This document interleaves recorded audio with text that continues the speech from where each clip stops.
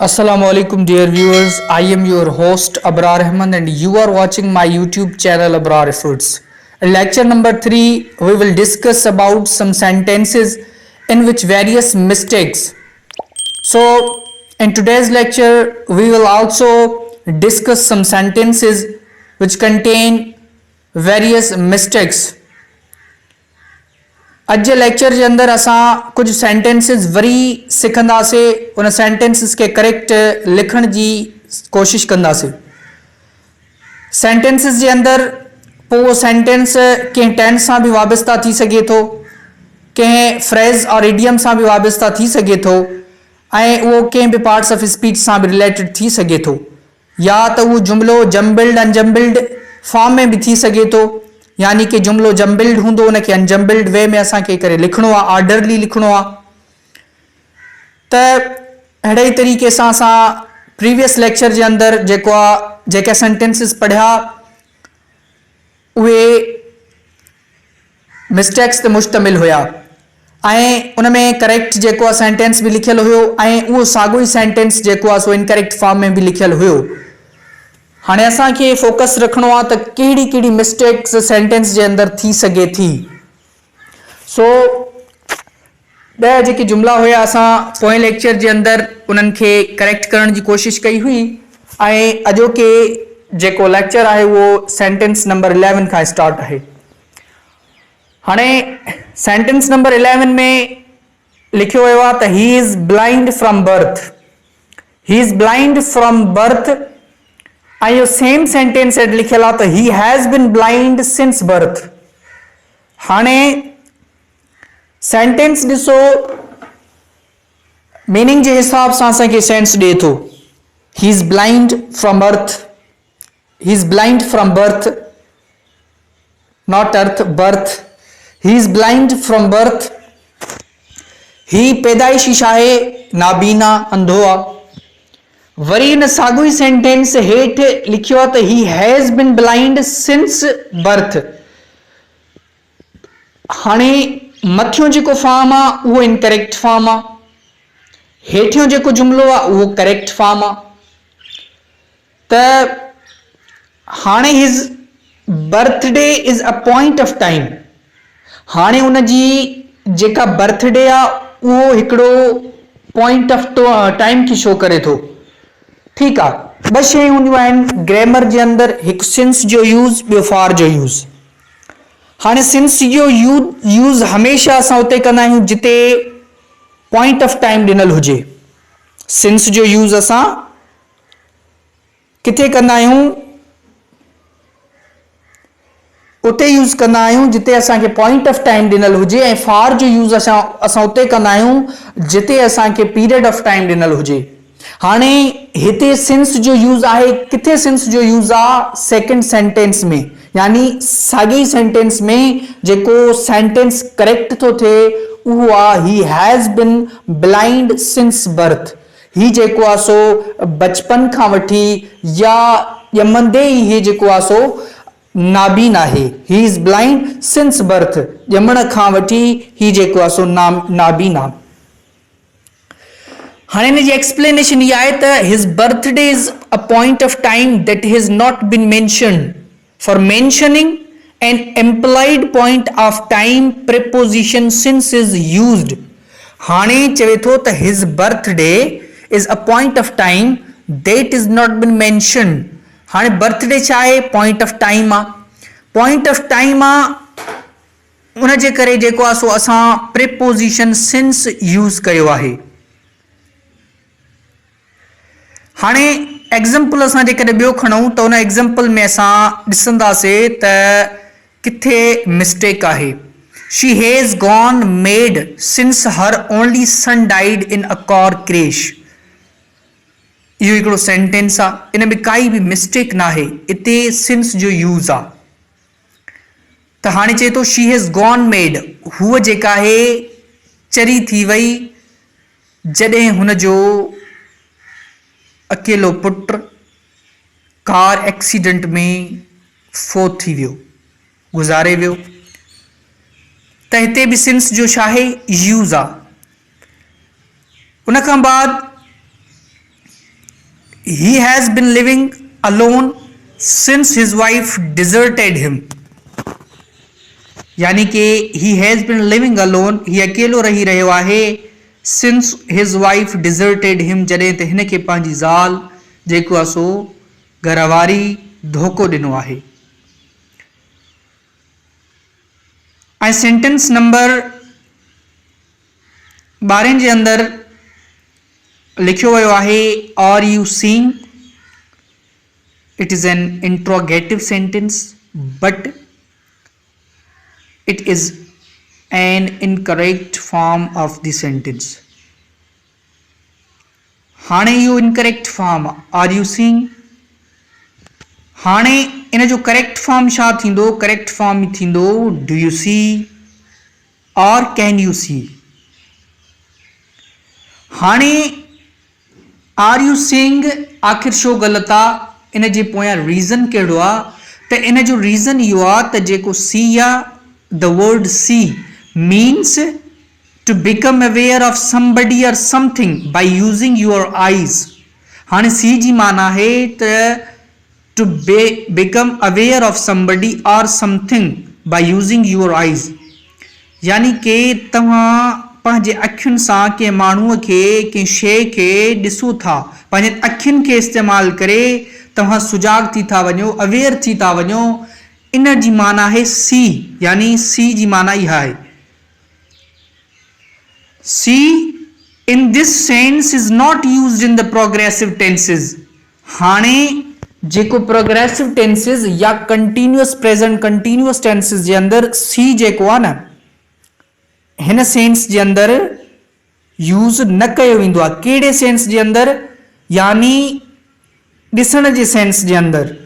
ईअं खणी चइजे त अवेयरनेस जे सेंस जे अंदरि तव्हां पंहिंजे अखियुनि सां का शइ ॾिसो, उन मां अवेयर थियो त इन जो सेंस प्रोग्रेसिव टेंसेस जे अंदरि न इस्तेमालु थींदो आहे. यानी कि are you saying it is an incorrect sentence but I can say that do you see. If I ask you a question do you see or I can say that can you see. छा तव्हां ॾिसी सघो था. that means the word see in this sense is not used in the progressive tenses. example में कुछ examples लिखियल आहिनि. इन sentence are related. she looked for him but couldn't see him in the crowd. यानी कि she looked for him, हुन हिन जी तलाश कई. Looked for means search. हुन हिन जी तलाश कई but कुडिंट see him in the crowd, पर हुजूम में हुनखे न ॾिसी सघी. ठीकु आहे. हाणे शी लुक्ड फॉर. ठीकु आहे. हाणे इन में को बि प्रोग्रेसिव टेंस जो ज़िक्र कोन्हे. अगरि प्रोग्रेसिव टेंस जो ज़िक्र हुजे बि उते असां पोइ बि वर्ड जेको सी आहे न उहो इस्तेमालु न कंदासीं. हाणे the opera was the place to see and be seen. ऐं ओपरा जेका आहे उहा हिकु जॻह हुई जेका ॾिसण लाइ हुई ऐं उहा ॾिठी वई. And be scene. Sentence number 13 आहे he is seeing for the first time in his life. he has been blind since birth. हाणे he is seeing for the first time in his life. ही पंहिंजी ज़िंदगीअ में ही जेको आहे सो पहिरियों दफ़ो ॾिसी रहियो आहे जॾहिं त ही ॼमंदे खां हिकु नाबीन आहे. he has been blind since birth. हाणे इहो जुमिलो ॾिसण में असांखे बिल्कुलु ई करेक्ट नज़र थो अचे but in actual it is an incorrect sentence. हाणे हिन जो करेक्ट फॉर्म छा थींदो. करेक्ट फॉर्म थींदो त ही सीज़ और ही कैन सी. यानी सीज़ या कैन सी जो इस्तेमालु करे सघूं था जुमिले जे अंदरि. ही इज़ सीइंग जेकॾहिं कंदासीं त इहो जुमिलो असांजो इनकरेक्ट कंसीडर थींदो. हाणे ही सीज़ और can see for the first time in his life. He has been blind since berth. यानी इहो जुमिलो असांजो करेक्ट थी वियो। सिर्फ़ु असांखे ॾिसो वर्डनि जी जेका आहे रिप्लेसमेंट करणु अचे। अगरि जुमिलो इनकरेक्ट लिखियलु आहे त उन जे अंदरि कहिड़ो वर्ड हिकु त मेंशन थियल आहे हिन जे अंदरि, पर जेकॾहिं कंहिं टेस्ट में असां वेहूं था त उन में जेकॾहिं असां को जुमिलो ॾिसूं था ऐं असांखे करेक्ट फॉर्म जुमिले जी पुछियो वञे त उन जुमिले खे करेक्ट करण जे लाइ असांखे ख़बर हुजणु घुरिजे त हिन जुमिले जे अंदरि में फलाणो वर्ड जेको आहे सो इहो न अचणु घुरिजे, इन जी जाइ ते हे वर्ड सुइटेबल आहे जंहिंसां हीउ जुमिलो करेक्ट थी सघे थो। अहिड़े ई तरीक़े सां हिन जुमिले जे अंदरि बि इहो आहे त ही इज़ सीइंग खे हटाए करे ही सीज़ आर कैन सी जेको आहे सो पुट कंदासीं। हाणे एक्सप्लेनेशन इन जी छा आहे? एक्सप्लेनेशन इहा आहे त जेको सी आहे उहो हिकिड़ो वर्ब आहे। हाणे सी जेको आहे वर्ब आहे and can not be used in this sense in the progressive tense.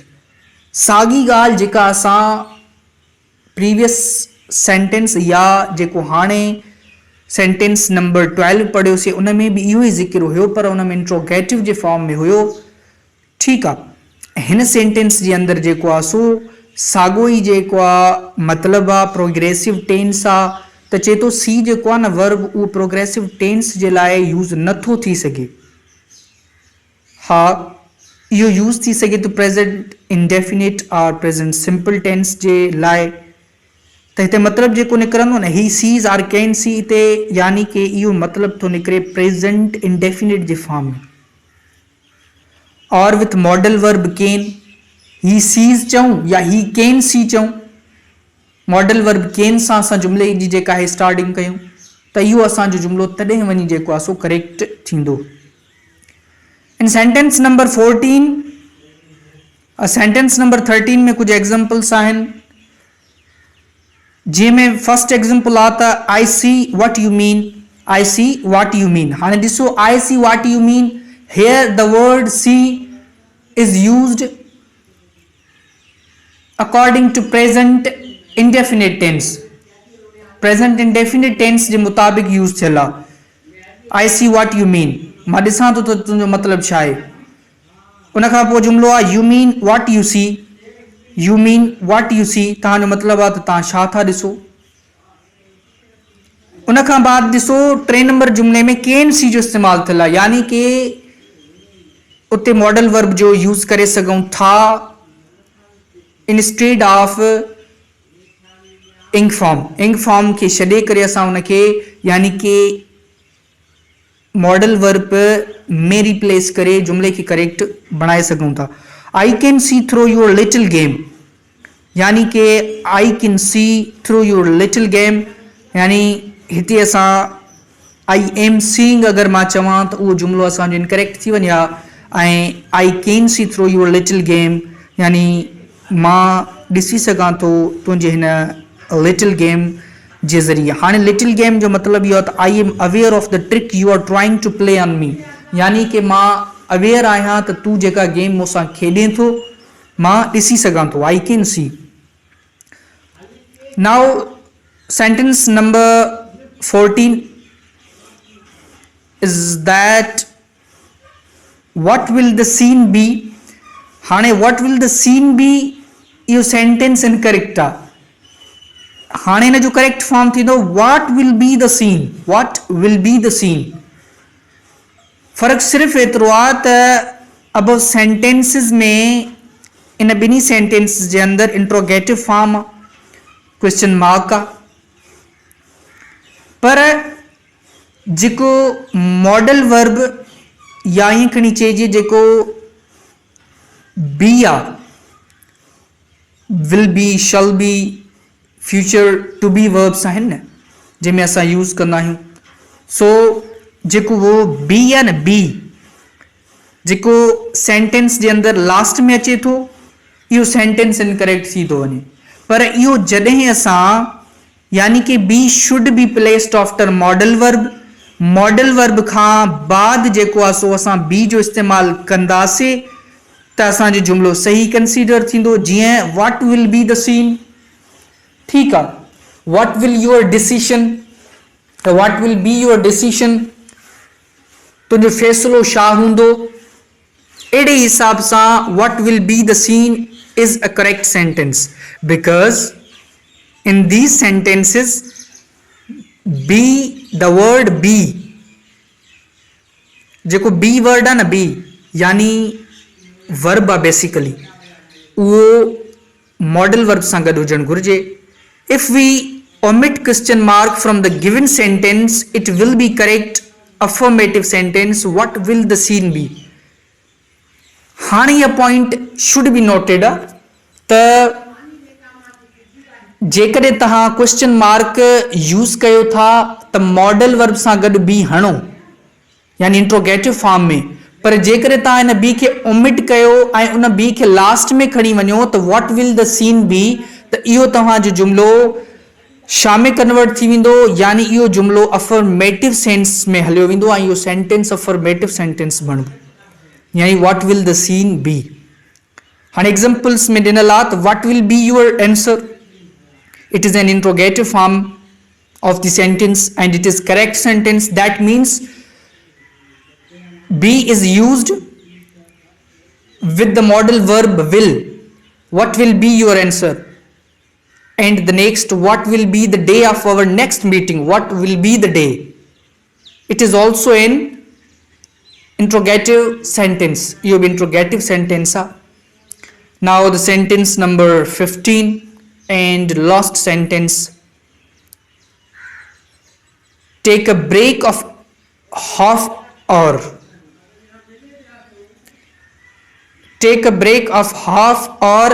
हाणे इहो जुमिलो इनकरेक्ट आहे. हाणे इनकरेक्ट आहे, हिनखे करेक्ट कीअं करिणो आहे त take a break of half N और सां गॾु HOUR, बेसिकली इन जी प्रोनाउंसिएशन इनखे असां और चवंदा आहियूं ऐं इनखे ऑलमोस्ट पीपल हावर बि पढ़ंदा आहिनि, but it is not hour, it is an hour. So sentence कहिड़ो आहे, take a break of half hour. जेकॾहिं असां हाफ आवर था लिखूं ख़ाली त इहो जुमिलो असांजो ग़लति आहे, कंपोज़िशन जे अंदरि इहा असांजी मिस्टेक थी सघे थी. त take a break of half an our यानी इहो असांजो करेक्ट फॉर्म आहे. छो त correct phrase of 30 minute time is half an our, यानी 30 मिनटनि जे लाइ असां जेको यूज़ कंदा आहियूं न, हाफ एन आवर यूज़ कंदा आहियूं, हाफ आवर न ई चवंदा, हाफ एन आवर. इहो करेक्ट फ्रेज़ जेको आहे असांजो 30 मिनट्स जे लाइ टाइम जे लाइ 30 मिनटनि जे वक़फ़े जे लाइ असां हाफ एन आवर जो यूज़ कंदा आहियूं. उन जे लाइ जेको जुमिलो हुजणु घुरिजे उहो ईअं हुजणु घुरिजे त take a break of half an hour. Examples में आहे, we have 2 breaks of half an hour each, यानी असां वटि जेके 2 ब्रेक्स थींदियूं आहिनि, पर हिकु ब्रेक जेका आहे उहा हाफ एन आवर जी हूंदी आहे, यानी 30 मिनटनि ते मुश्तमिल हूंदी आहे. सेकेंड आहे त she स्लीप्स for half an hour after lunch, यानी लंच खां बाद हूअ जेका आहे अधु कलाक खनि जेका आहे निंड करे थी. Compound word half hour is also used to mean half an hour in certain structure. हाणे कंपाउंड वर्ड हाफ आवर यानी हाफ आवर कंहिं जुमिले जे अंदरि करेक्ट फॉर्म में बि थी सघे थो. हाणे हिन जो मतिलबु इहो आहे त half an our in certain structure, यानी कंपाउंड वर्ड हाफ आवर जे विच में ॾिसो नंढी बार ॾिनल आहे त इहो compound word half hour is also used to mean half an hour in certain structure. हाणे इन जो मतिलबु छा आहे त इन जो मतिलबु इहो आहे त for example he should arrive within the next half hour, यानी he should arrive within the next, यानी 30 मिनटनि जे अंदरि. मतिलबु साॻियो आहे, सेंस साॻियो ई निकिरे थो.